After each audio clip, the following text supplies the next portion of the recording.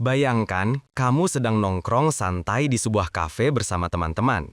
Sambil menyeruput kopi, salah satu dari mereka tiba-tiba bilang, lo harus banget cobain tempat kopi baru di ujung jalan.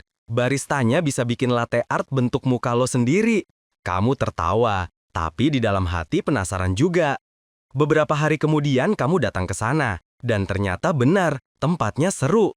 Lalu kamu cerita ke teman lain, mereka datang juga. Beberapa minggu kemudian, kafe itu penuh sesak, viral tanpa perlu iklan. Nah, itu yang menarik perhatian Jonah Berger. Dia penasaran, kenapa ada hal-hal yang mudah sekali menyebar, sementara yang lain sepi, meskipun sama bagusnya. Apakah viral itu cuma soal keberuntungan? Ternyata tidak. Dari hasil riset panjang, Berger menemukan bahwa sesuatu bisa menular bukan karena kebetulan, tapi karena ada pola psikologis dan sosial yang bekerja di baliknya.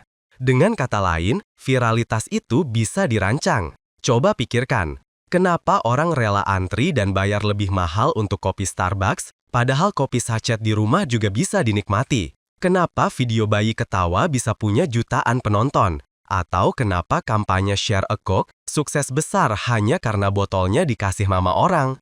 Jawabannya bukan cuma karena produknya bagus atau idenya unik, tapi karena hal-hal itu memberi orang alasan untuk berbagi. Orang suka menceritakan sesuatu yang membuat mereka merasa keren, pintar, atau punya informasi menarik yang orang lain belum tahu. Manusia memang begitu, kita ingin dianggap tahu lebih dulu, ingin terlihat update. Ia menyebutnya steps: social currency, triggers, emotion, public, practical value, dan stories. Keenam hal ini seperti resep masakan. Kalau takarannya pas, hasilnya bisa luar biasa.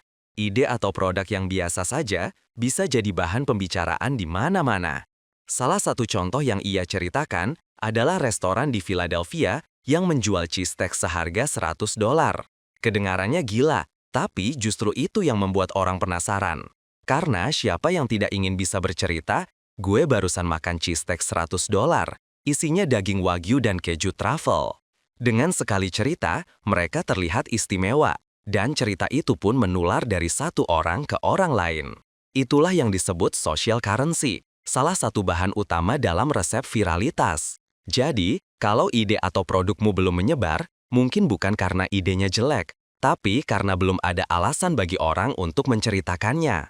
Jonah Berger menyimpulkan, viral bukanlah hasil keberuntungan, melainkan hasil desain. Kalau kamu tahu cara memicu rasa ingin berbagi pada orang lain, ide yang kamu punya bisa menyebar jauh lebih cepat daripada yang kamu bayangkan. Di bagian berikutnya, kita akan bahas elemen pertama dari rumus ini, social currency.